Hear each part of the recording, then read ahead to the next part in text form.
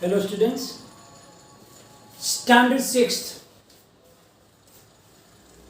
Today we are going to start a new chapter. Actually, this chapter is a different type of chapter, and you will learn some new things, and it is very interesting also. So, if you concentrate properly, then you will enjoy learning this chapter. The name of the chapter is algebra. The word is also some different, you never heard about it. Actually, in mathematics, there are so many different branches. Mathematics is not like a single subject. There are branches of it also. So many branches. The main three branches are arithmetic, geometry and algebra. There are some other math branches also that you will learn when you grow up in the higher standards, like statistics will be another branch, trigonometry will be another branch, coordinate geometry also another part. So there are so many different other branches also. But in this chapter, in this up to this standard, you have to learn about only three. Now, first is the arithmetic. Arithmetic is the branch of mathematics in which the numbers are there. So, when we learn the numbers, number operations, properties of the numbers, like we learn the natural numbers, whole numbers, integers, rational numbers and decimal numbers. We also learn about the addition, subtraction, multiplication, division of the numbers. We learn some properties also, like associative property, commutativity, associativity, etc. In this all chapters, you saw that there are only numbers and numbers. So, that branch of mathematics in which the numbers are involved, that is known as arithmetic. So whatever you learn about the numbers, that are the part of arithmetic. Then the second is geometry. Geometry is the branch of mathematics in which we learn about the shapes, like triangles, squares, rectangles, quadrilaterals, etc. Pentagons, the polygons, etc. So that part, that branch of mathematics is known as the geometry, in which we learn the two-dimensional figures, also the three-dimensional figures, 3D solid shapes like the cube, cuboid, cylinders, etc. That branch is the geometry. Now, today we are going to learn the most interesting branch, that is the algebra. Up to now we see that we only use the numbers. Also in the geometry we use numbers. But now we are going to use the letters. In algebra, not only the numbers, but we are introducing the use of letters. Letters means A, B, C, D or X, Y, Z, L, M, N, etc. And we will do some operations, we will get some new formulas or the general formulas, general rules, etc. So the main feature of the new branch we are going to study is the use of letters. Use of letter will allow us to write the rules and formulas for the general rules, general formula that can be applied on the universal, means for any type of problem that we will learn later. Here it means that by using letter, we will not talk about a particular number, but we can talk about any number.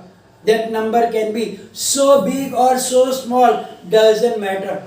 But we will talk about generally, which can be applicable for all type of numbers, not a single particular number. Similarly, letters that we are using, that will be stand for unknown quantities or unknown numbers, and therefore it will be useful for developing the powerful tools by solving the puzzles and to solve the daily life problems. So to solve the puzzles, like the present age of son and mother is something, there some of them is that, and we have to find the age of the son and the mother or whatever. But now here from that we have to use the letters, and then you will learn later about it, that how can we solve these type of puzzles. So by using the letter, we will develop the powerful tools for puzzles and many problems in our daily life. Similarly, the last thing, important thing about the letters is that we are using the letters for the numbers also. That is unknown numbers. So whatever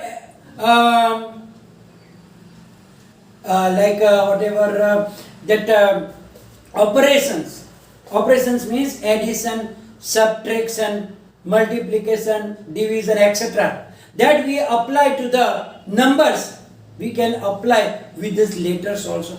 So we are doing all this in the numbers also, and then we will lead that thing, means that will lead you to the story of, to the expressions, algebraic expressions and algebraic equations and their properties. So later on we will lead this study to the algebraic expressions, how to form algebraic expressions from the normal statements, and from statement to algebraic expressions, vice versa, we will learn about it, and then to solve the different equations and so on. So now the study will start with a very simple thing, that is the matchstick patterns. Matchstick pattern. What is matchstick pattern? Let us understand that with the help of matchstick, we can make some letters. We can make some letters. Like if you take matchstick and put one vertical and one horizontal, you can make a number L. Letter L can be formed by using two matchsticks. So how many matchsticks are required to make one L? That are two matchsticks. Now the students are doing that, they make two L's. Then they count the number of matchsticks required. That was 1, 2, 3 and 4. Then they carry on. They make 3 L's. And then they count the number of matchsticks required. That was 1, 2, 3, 4, 5 and 6. Similarly, they make 4L and count 1, 2, 3, 4, 5, 6, 7, 8. Now, the students were doing that one, and every time they are asking each other a question, that how many L's, how many matchsticks are required to make 1 L, how many matchsticks are required for 2 L's, 3 L's, 4 L's and so on.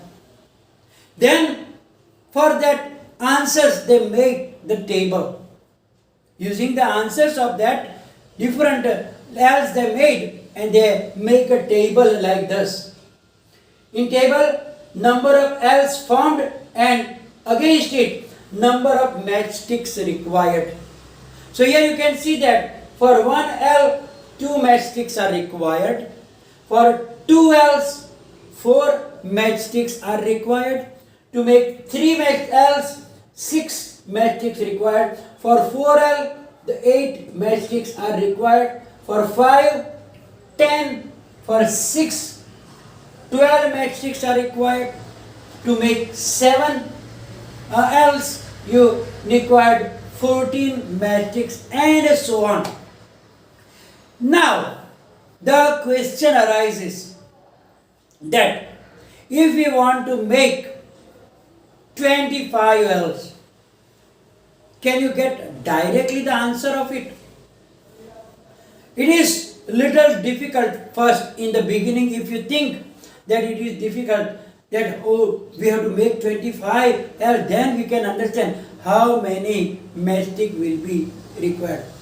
But if you notice this table very carefully, look here, 1, 2, 2, 4, 3, 6. If you look like that, you won't understand. But make a relation.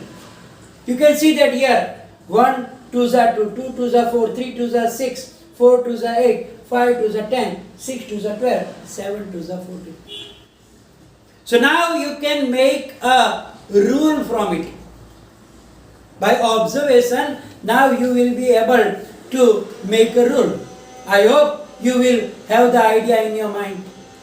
What? That number of matchsticks required is always the 2, means double of the number of L's formed. So whatever number of L's are formed, then you multiply with 2, then you get the number of matchsticks required to make that many L's.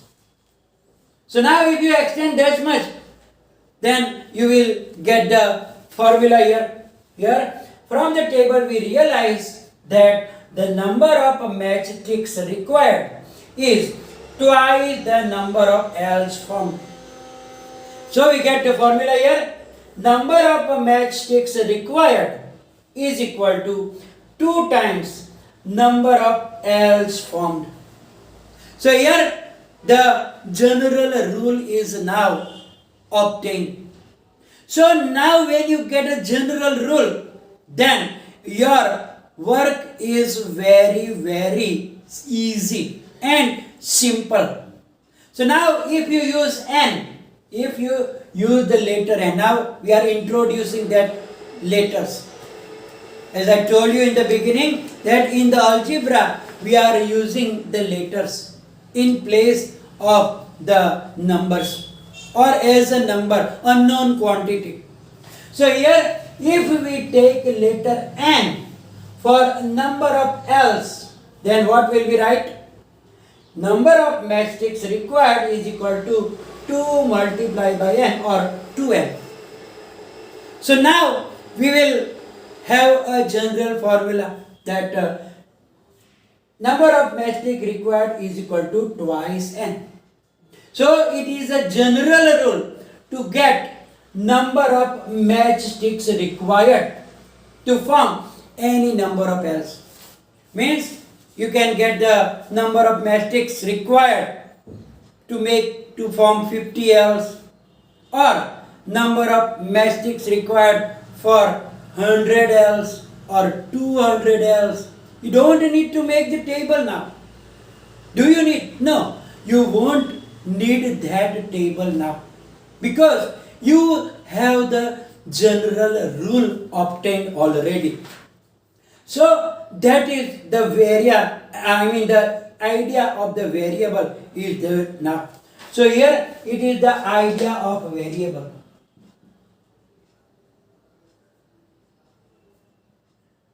You know what is variable?